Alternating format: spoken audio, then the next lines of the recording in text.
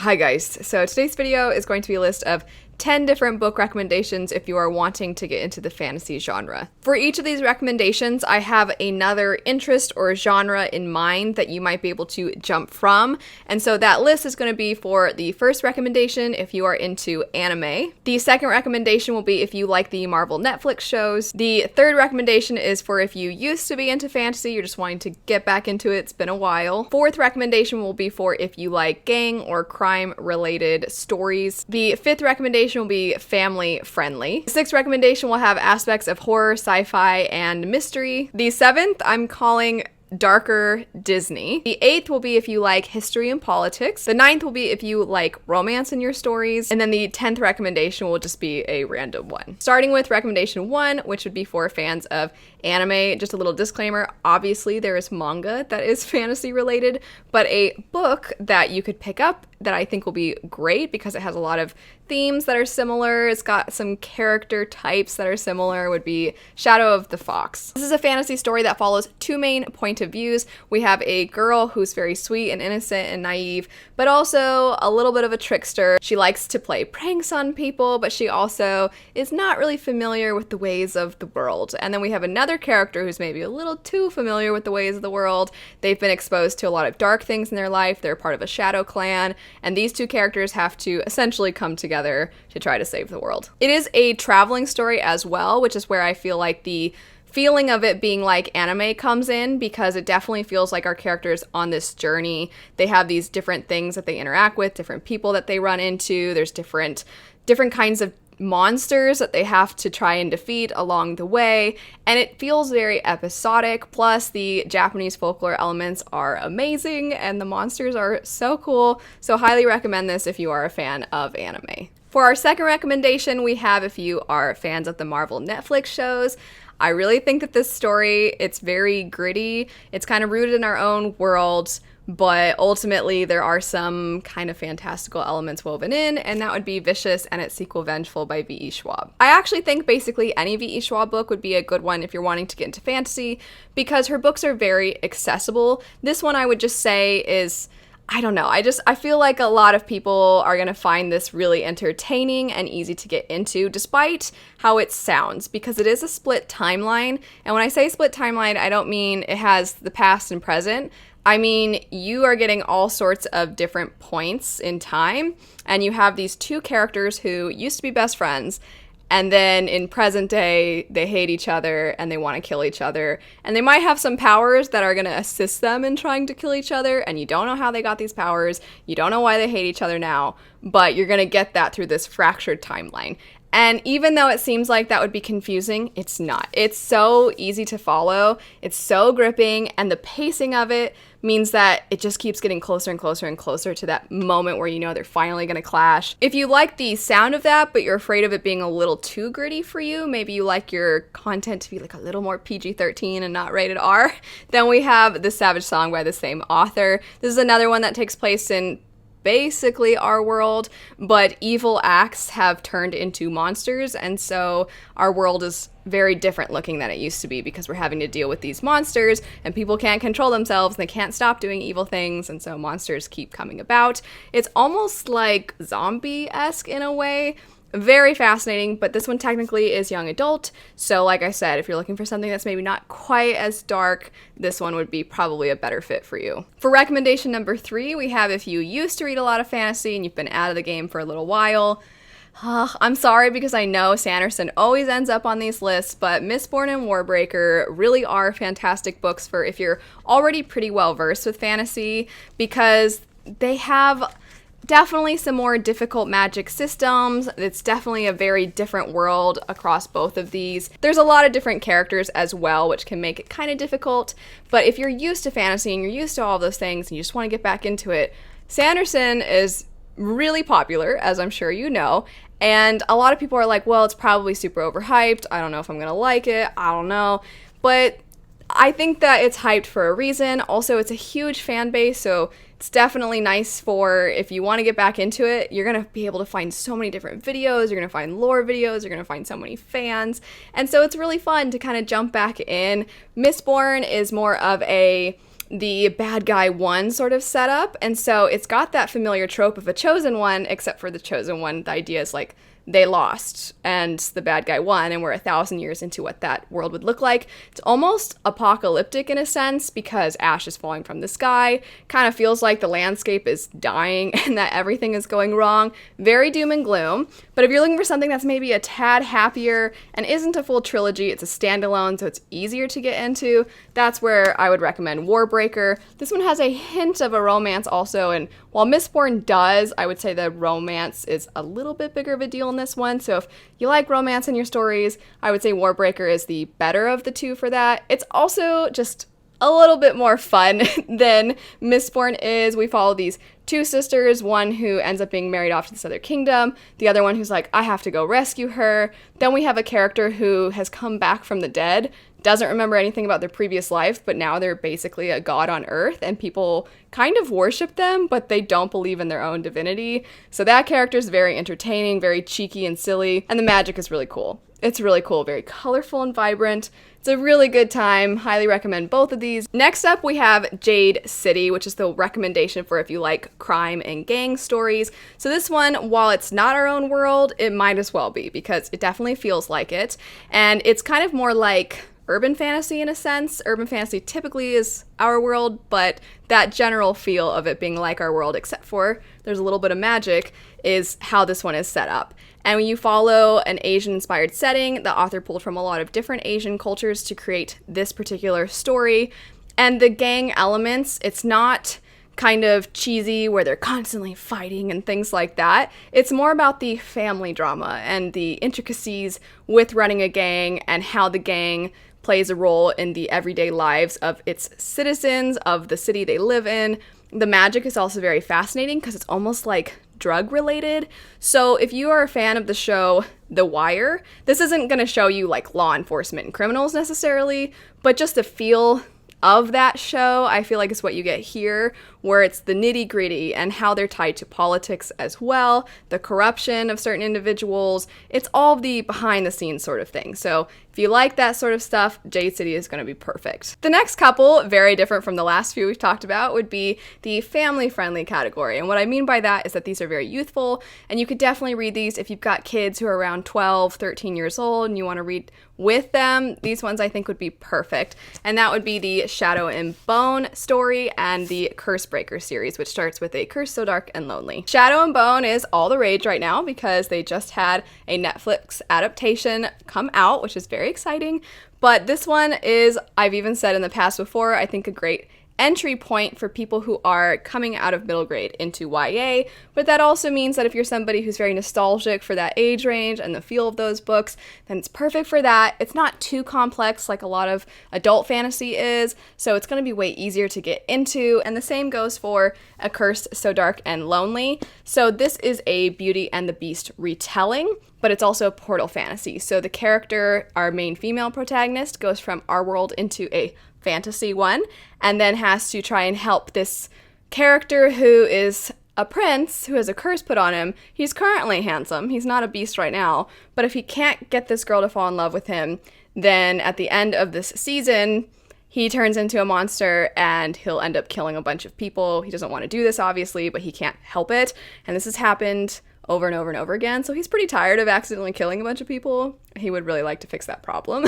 And then Shadow and Bone is just kind of your classic chosen one story, a character who doesn't have a lot of faith in themselves, they don't really believe in themselves, they're just this nobody, and suddenly they're thrust in the middle of magic and politics, and they might be the person to save the world and save their country. So a lot of pressure on a young person. In general, I think both these are great, not only for getting back into fantasy, but for getting into it with another person in your life. For the next one, we have if you're fans of horror and mystery and just a little bit of sci-fi for one of these. I actually have two books for this category also. So we have The Bone Shard Daughter and House of Salt and Sorrow. So this is the younger theme one, so this is actually YA, and this is a 12 Dancing Princesses retelling, except for scary. So I didn't know when I picked this up, but apparently there's a Barbie movie that also has the 12 Dancing Princesses story. I've never actually seen the happy version of that story. I've only read this book. That's my only exposure to this. But basically we have this character who There's a bunch of sisters in this family, and they keep dying. They live on this creepy manor by the sea, and weird stuff keeps happening, and you're like, what is going on? And because it's YA, it doesn't get too dark, but if you're a pansy like me, it gets dark enough. And I just think it's a really fun book to buddy read with a friend or a family member or something, because it's creepy. It is creepy, but it's not grotesque. It's not going to be really disturbingly violent. And there's actually a point where you think you know what's going on, and then the author kind of tricks you where you're like, do I know what's going on? Maybe I don't. And I really appreciated that aspect of this story. The Bone Shard Daughter would be the adult fantasy equivalent. So this is the one that has a little bit of sci-fi, kind of, sort of. So it is fantasy at its core, but there's some elements toward the end of the book and also some creatures. That's where I think that the horror elements come in. There's also kind of the question of like, what does it mean to have life? And I don't want to expand on that too much because I don't want to spoil anything, but that's where I think the sci-fi element comes in, because that's a big theme in a lot of sci-fi books. And then there's also a mystery element. So it is a multiple point of view story, which I know is a little intimidating when you're trying to get back into fantasy, but ultimately I think the writing style is pretty easily digestible. It is, I would say, one of the more complex ones on this list, but it's very interesting. And I don't know, I just feel like it's interesting enough, and you're going to be like, what's happening? This is weird. I think that you're going to want to keep going. And you follow two main point of views and then some other side characters, but our two main point of views, one is a character who they have some memory loss and they're trying to get their memories back while also trying to understand the magic of their world, which is where the creepy stuff kind of comes in. And then you have another character who kind of accidentally stumbles into being heroic. He's just trying to find his missing wife, but then he ends up helping out a bunch of kids and stuff, and then maybe discovering this adorable animal companion. It's very cute. Next up, we have our darker Disney recommendation. So this story would be Raybearer, and it follows a character who her mother had wishes through a genie-like individual, and one of those wishes resulted in the main character being born. And so the reason that the mother wanted this to happen is because she really wants to get revenge on another person, but she can't do the thing that she wants to do. So because her daughter is a product of a genie-like individual, that means she can kind of like command her daughter to also fulfill this wish. And the thing that she's fulfilling is killing this person that her mother wants dead. And that's kind of a dark thing to set your child up for and to kind of have a child for in the first place. So that's dark. But it also has a lot of elements about justice within this fantasy world and our main character trying to determine what is right and what is wrong. And I think a lot of those elements were fantastic. It's just in general such an interesting story, and the setting is beautiful and unique and very different from a lot of other fantasy books. And our main character is just a good-hearted person. And you're like, I wish your mom hadn't put this on you because this sounds terrible. And you're like, I don't want you to kill this other person because they seem perfectly nice. But you're also like, what's going on? Why does the mom want them dead? The next recommendation will be for if you're a fan of history and politics. If you watch my channel often, I'm sorry, I had to include it because it's just too perfect for this, and that would be Fireborn and Flamefall by Rosaria Munda. So this story is kind of a Russian Revolution meets the Odyssey, the Aeneid, those sorts of classics. Combine all that stuff. Very, very fascinating. So we have a character who is essentially an Anastasia type, where they were a member of this royal family, but this royal family was overthrown. They're kind of this missing child that people thought died. And then another character is an orphan. And we have this revolution that occurred that has transformed the government, but you're in the middle of what does this society look like after the previous government has been overthrown. And these two characters end up meeting and becoming friends, but also there's a lot of trauma with their life, and they actually kind of remind each other of their trauma for reasons I don't want to get too into, while also there being the potential for another uprising, because it's not always easy to overthrow a government. Things don't just turn out peachy. Next up, we have if you're a fan of romance, and I'm going to give 4 different recommendations based off of your level of sexy time that you like in your stories. So I'm going to start on the it's not that sexy. There's just kind of a romantic subplot. Maybe there's a little bit of tension and angst. Definitely some is mostly romance, and then it gets really smutty. So we're going to start with A Song of Wraiths and Ruin. So this story follows two different characters, kind of like an enemies to lovers. But is it? Because the romance isn't that big a part of the story. But we follow these two characters where the boy is somebody who's just trying to save his sister, and then our main character is somebody who wants to bring back somebody from the dead. Step up from there, we have Cruel Prince by Holly Black. This is quite angsty. I actually like this story because it's a fae story where the main character is a human girl who is in the middle of this fae world, and she can lie and the fae cannot. And what I like is the intrigue factor and the maneuvering and the being clever and trying to outwit the fae because she can lie and they can't. But also the fae are very good at kind of technically not lying, but then you're like, wait a second, but that could also mean this. And that aspect of the story is super present in the second book. So I kind of like the trilogy for that. But there's also a super angsty romance in this story. It's also like, I don't even want to say enemies to lovers, because it's more of just like, the guy's a total jerk. And then like, oh, but I wonder why he's a jerk kind of a story. And some people eat that up. And some people just can't get enough of that.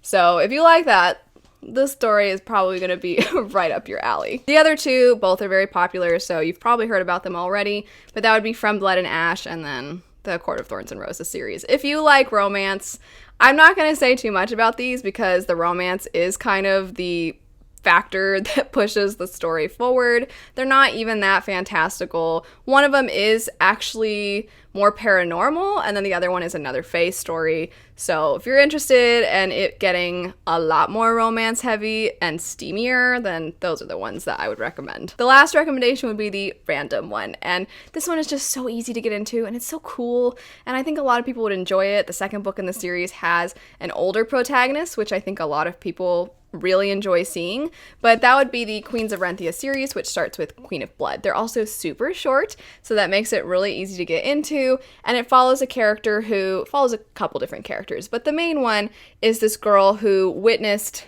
the slaughtering of a bunch of innocent people by these forest spirits. So the entire setting is this forest setting where they live in the trees and the tree tops, and they have this zip line transportation system, and these spirits are kind of what help the forest grow, the forest function, the rivers to flow, the animals to have their things to eat, and whatever. It's how the setting works. But in their instinct to protect the forest, they then want to kill humans because humans harm the forest. And so there is one woman among magic users, which are always women, who has the ability to hold the spirits in check to ensure that they don't harm people, but obviously with the terrible opening, terrible meaning the sad things that happen, not that the opening is written poorly, but either way, this main character sees, okay, something's going on because the spirits are not being held in check, so what's going on with the current queen? And so she decides she's going to try to learn magic to the best of her abilities so that in the event that something happens to the current queen, then maybe she can take over. That's the setup. I will try to have purchase links and any reviews that I have for any of the books mentioned in the description bar down below if you would like more information about them. But anyway, I hope this was helpful. If you're watching this and you are a fantasy fan, feel free to leave your recommendations as well. But anyway, thanks so much for watching. I hope you have a lovely rest of your day, and I'll see you all later. Bye.